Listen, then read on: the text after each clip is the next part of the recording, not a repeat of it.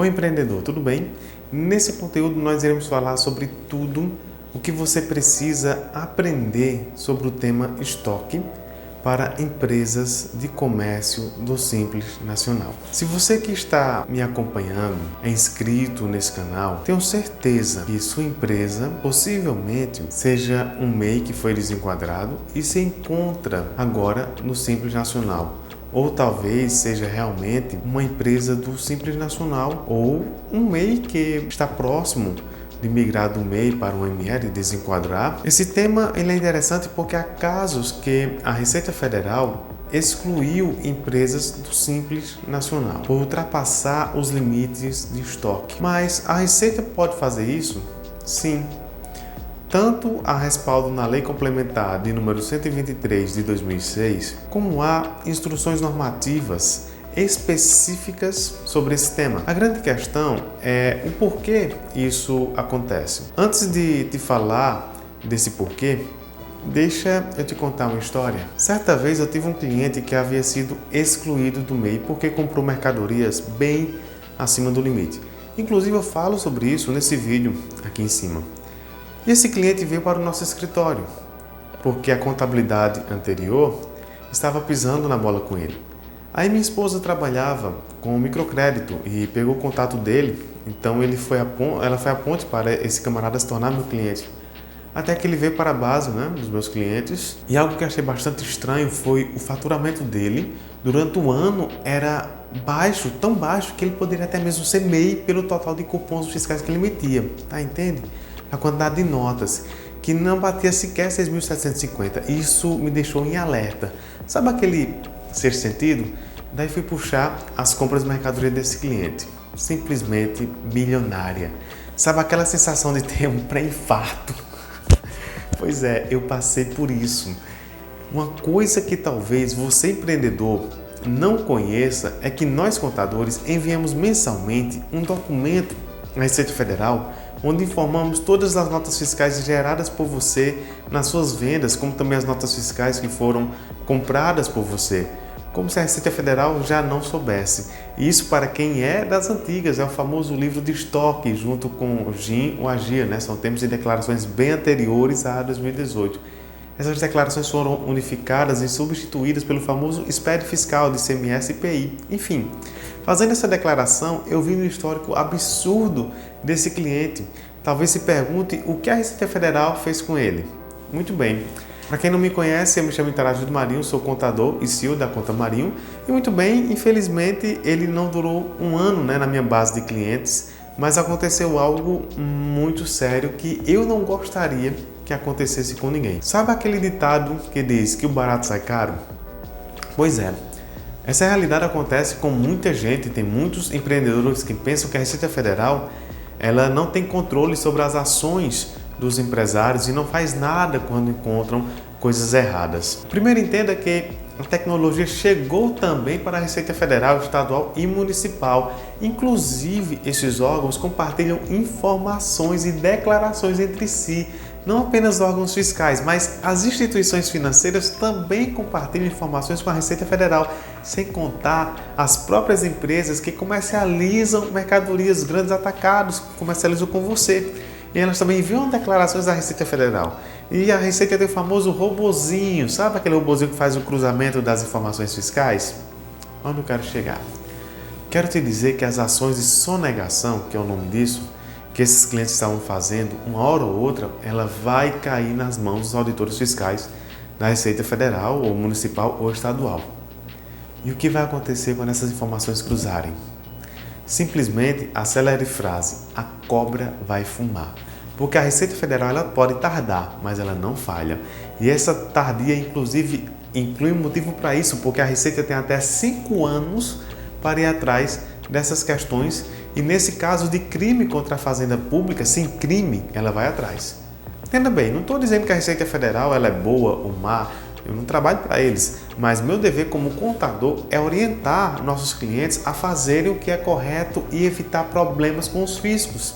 Sim, isso é um problema. Porque primeiro, ele pode invalidar todas as declarações enviadas pela contabilidade. O que isso quer dizer? Quer dizer que a Receita pode dizer que a sua empresa está sonegando porque ela tem prova material para isso. E como se não bastasse, tem a questão da multa que a sua empresa recebe por isso e pode te levar até a cadeia, você respondendo um bom e belo processo junto à Polícia Federal. Como se não bastasse, o fisco pode te excluir do Simples Nacional e ao ser excluído, a sua empresa ela vai estar enquadrada ou no lucro presumido ou tão provável no lucro real. Até aí tudo bem, só que esse não é o problema vai ser a ação que a auditoria vai fazer sobre a sua empresa. A primeira ação vai ser que você vai pagar o imposto por homologação. Imagina aí você tem uma margem de lucro de 20%, 25% do seu produto, por exemplo, né? E daí a Receita Federal faz a homologação como se você tivesse uma margem de 30%. Significa que você vai pagar muito mais caro com imposto. Sim, isso é uma das penalidades. Além dessa questão, tem outra que se o fisco quiser, ele pode apreender as suas mercadorias. E uma lição que empreendedores não querem entender é aquela velha lição de o dinheiro deixa rastro. E esses rastros, sim, são descobertos pela Receita Federal. O ato de exclusão do Simples não acontece no ano que foi realizado, mas pode surtir efeito de 5 anos anteriores. Percebe como isso cria uma bola de neve? E antes de ser contador, eu sou empreendedor, assim como você que está aqui me assistindo. Eu entendo bem a realidade que você passa todos os meses para pagar boleto, pagar equipe, pagar imposto, pagar aluguel, água, luz, internet, taxas, cartão. Não sei como isso funciona, porque bem antes de abrir meu escritório de contabilidade, eu gerenciava a loja de roupas que a minha esposa tinha. Essa loja de roupas teve uma história bem interessante. Eu fui morar numa cidade bem pequena, bem pequenininha, de apenas 16 mil habitantes aqui na Paraíba, cidade de Tavares, e fui lá para ser pastor de igreja. E minha esposa teve que sair do emprego que ela tinha na parte administrativa, numa empresa de manutenção veicular, entre deixar minha esposa dentro de casa, correndo o risco de ter depressão, ela trabalha desde adolescente, e ter meu carro, eu preferi vender meu carro e daí abrimos uma loja de roupas.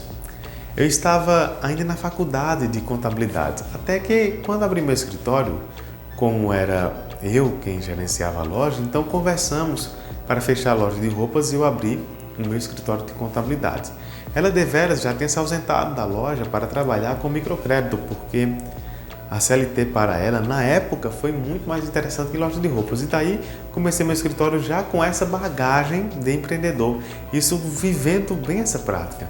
E você que é empreendedor, que me acompanha, quando sofre com essa realidade de imposto, eu sei bem como isso pode parecer complexo para você, porque eu já vivi isso. Mas se eu não te falar aqui, eu tenho certeza que você pode ter esse problema que eu citei, de ter os dados cruzados e cair em sérios problemas junto à Receita Federal. Acredito que você deva se perguntar em como fazer para evitar esse tipo de situação. Sim, há um único meio para evitar isso. É você fazer a apuração certa, correta. Isso quer dizer que você, como empreendedor, deve ter uma estrutura mínima de empresa de comércio. Não importa em qual estado da federação você esteja. Já falei em alguns vídeos anteriores, você deve ter um RP, um software para emissão de notas e cupons fiscais. Inclusive, se você for desenquadrado do MEI, eu tenho uma parceria com uma empresa que pode te ajudar nesse quesito. Elas atendem em todo o país, é um dos melhores RP. Além disso, eles integram com o sistema da sua contabilidade e enviam as informações em tempo real, dando credibilidade e celeridade para você, tanto quanto pode lançar todo o seu estoque, enviar todas as suas vendas e ainda acrescentar suas despesas e ter um controle financeiro mais detalhado. Legal, né? Basta apenas você clicar no nosso link do WhatsApp e solicitar que a nossa equipe eles farão todo o trâmite para você adquirir esse software que eu tenho absoluta certeza que vai ser uma mão na roda para o seu negócio. Tá, primeiro eu falei do RP. Para ter um RP rodando, você precisa de, obviamente, uma máquina, seja um desktop ou um notebook. Vai precisar também de um leitor de código de barras que trabalha lá com você, né, para passar seus produtos, e uma impressora térmica que vai emitir esse cupom. Esses são equipamentos físicos que você vai ter. Certificado digital também, que é de prática, né, para você emitir suas notas e seu cupom fiscal. E esse problema, como eu te falei, ele se dá quando a empresa do Simples Nacional ela não fatura ao ano pelo menos o equivalente a 20% a mais sobre o montante de compra de sua mercadoria adquiridas ao longo do ano. Ou seja, se a sua empresa, ao longo do ano fiscal, que inicia em 1º de janeiro e se encerra em 31 de dezembro, não tiver um faturamento de no mínimo 20% do total de mercadorias adquiridas ao longo desse ano, a Receita tem entendimento de que ela pode, via processo administrativo, excluir a sua empresa do Simples Nacional. E a única forma para evitar isso é você ter integridade no seu negócio. Se você vender um alfinete, emita um cupom fiscal. Treine seu funcionário, seu operador de caixa para fazer isso. A cada venda, emita o cupom fiscal. Porque as suas entradas elas devem coincidir tanto com o somatório de vendas do cartão de crédito, quanto nas entradas bancárias, sejam elas por Pix, depósito, boleto, transferência, enfim. As saídas obrigatoriamente precisam coincidir com as suas movimentações bancárias. Como é que você vai ter condições de comprar 1 milhão de mercadorias e vai emitir apenas 100 mil? Tem lógica isso. Existem casos que isso pode acontecer de outras maneiras, como venda de um bem da empresa, empréstimos, entrada de sócio, mas para tudo isso a coisa precisa ser documentada. Porque como é que você vai se defender caso houver uma situação dessa se não tem documento? E sabe aquele sócio que não está no papel? Sim, eu falo sobre ele nesse vídeo aqui em cima. Por isso, a maior ajuda que eu te dou é esse conselho. Tenha um negócio íntegro. Ajude a sua contabilidade a emitir o seu imposto certinho. E se você ainda não tem contador, poderemos até te ajudar. Tem o nosso contato aqui embaixo. Entre em contato com a nossa equipe. Tenho certeza que iremos avaliar bem a sua situação e quem sabe não se torne um dos nossos clientes. Eu falo isso aqui para você porque a grande realidade que as empresas enfrentam hoje nessa questão de estoque é a falta de conhecimento. Então você não pode, em hipótese alguma, ter um estoque milionário, aquele estoque que fica ano, vira ano, você compra 1 milhão aqui, 2 milhões ali, emite 500 mil, não tem lógica para isso. Como eu te falei, essa lógica ela poderia ser aplicada se houvesse a venda de um bem, né, um empréstimo vultuoso, algo do tipo, e aí você, se fosse empréstimos, a instituição financeira ela vai informar a Receita Federal, mas se não houver empréstimo, digamos que for uma venda de um bem, ou digamos que for a entrada de um sócio, como que funciona isso? Na verdade, você vai fazer o seguinte, se for a venda de um bem, se esse bem é da empresa, esse bem já precisa estar no contrato social dela. Então, vamos aqui para uma realidade bem hipotética. Digamos que você comprou um terreno, tá? E aí você comprou ele no seu nome, pessoa física, e você quis migrar esse terreno para a sua empresa. Então precisa, lá no contrato social da empresa, dizer que esse terreno ele faz parte da empresa. E como isso funciona? Funciona através de doação. Então você faria doação sua, pessoa física, para a sua pessoa jurídica. Então você iria pagar um imposto de doação, tá? E daí sim iria registrar esse bem imóvel no nome da sua pessoa jurídica. Isso vale tanto para bens móveis quanto para bens imóveis, tá bom? Então sejam ele carro, moto, avião, lancha, seja terreno, edificações, ou seja, precisa isso estar documentado com imposto devidamente recolhido, o imposto de doação de bens intervivos. E daí também vai entrar outra questão, digamos a questão de sócio. Se um sócio entrou ali, ele fez um aporte de 100 mil reais ou de 1 milhão de reais, não importa quanto foi o aporte que o sócio fez, esse sócio também precisa estar documentado no seu contrato social. Talvez você diga, mas eu era um MEI, virei um ME, isso tudo. Olha, se você era um MEI e virou um ME, está recebendo sócio, você tem que mudar a categoria. Tem que deixar de ser um empresário individual para então se tornar uma sociedade limitada. E daí você vai colocar esse sócio. Mas isso não vai alterar o teu direito lá de administração, a questão de você cuidar da sua empresa, teus poderes, não vai, tá? Mas vai constar ele como sócio. Pode ser investidor anjo? Sim, mas o importante é que isso esteja no contrato social lá da sua empresa. O contador é quem vai fazer, ou o contador advogado é quem vai fazer todo esse procedimento. Além disso, essa questão é interessante também que você repare que tudo precisa estar documentado. Por quê?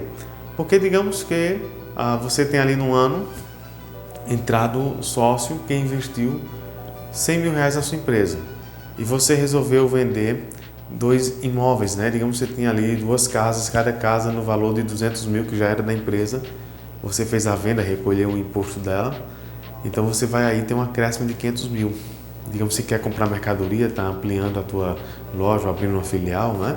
Então esse dinheiro ele já deixa rastros, então ele tem que seguir o rastro e o rastro bem declarado. Por quê? Quizá aconteça de uma auditoria cruzar esses dados e um auditor que queira quer não tirar a sua empresa do Simples Nacional dizendo, olha, como é que fulano ele vendeu R$1 milhão, ele comprou 800.000 de mercadoria e como é que no ano seguinte fulano continuou emitindo R$1 milhão e agora ele comprou 1.300.000 de mercadoria. De onde surgiu esses 500.000? Ele está sonegando, entende?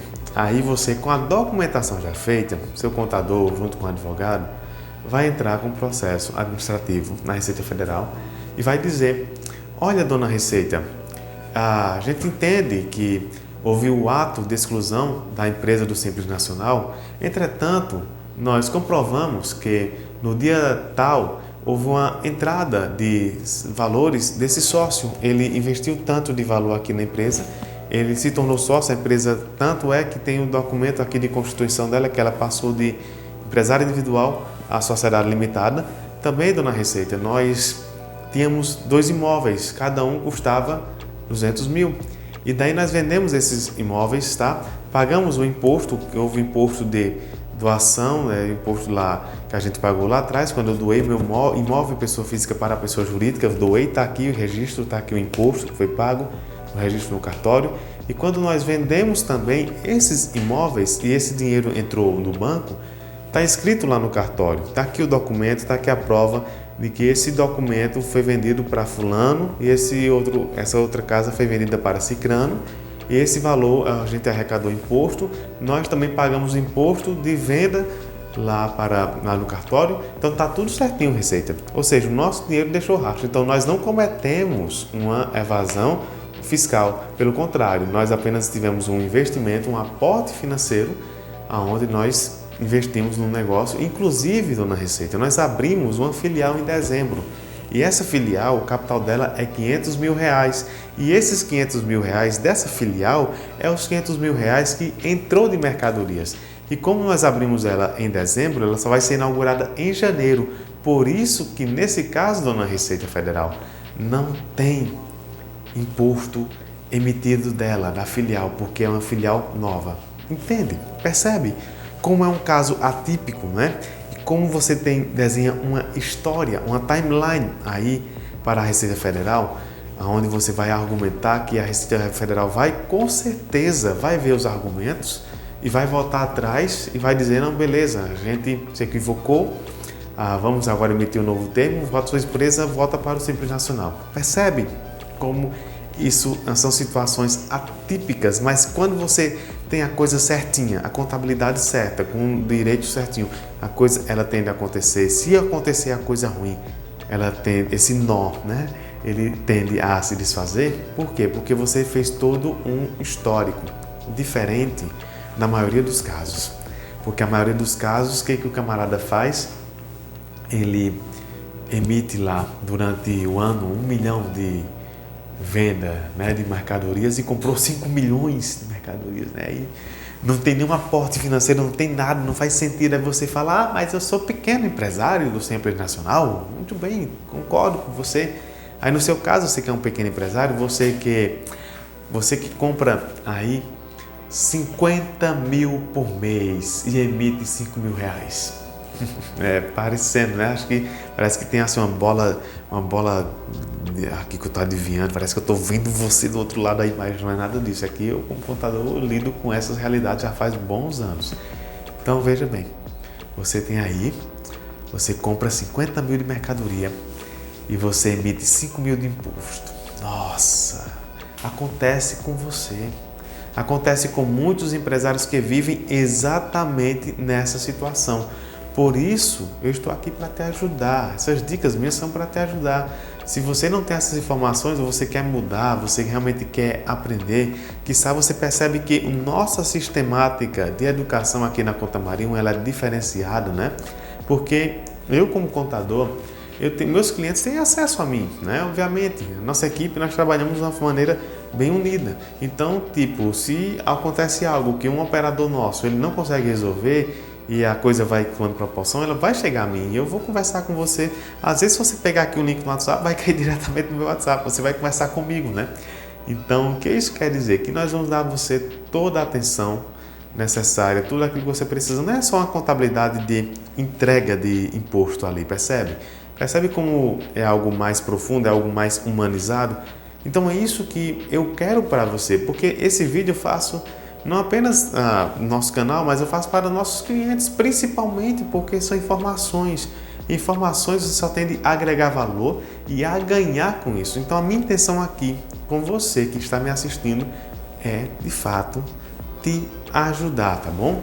Então não importa se você vai ser meu cliente ou não. Se você quiser, poxa, você vai entrar, vai conhecer uma equipe de contabilidade Tampa, onde você de fato vai ter uma contabilidade humanizada trabalhando com você, tá? Isso é muito legal, é muito bacana, porque eu acredito o seguinte, que a gente só segue, a gente só vai atrás daquilo que faz sentido.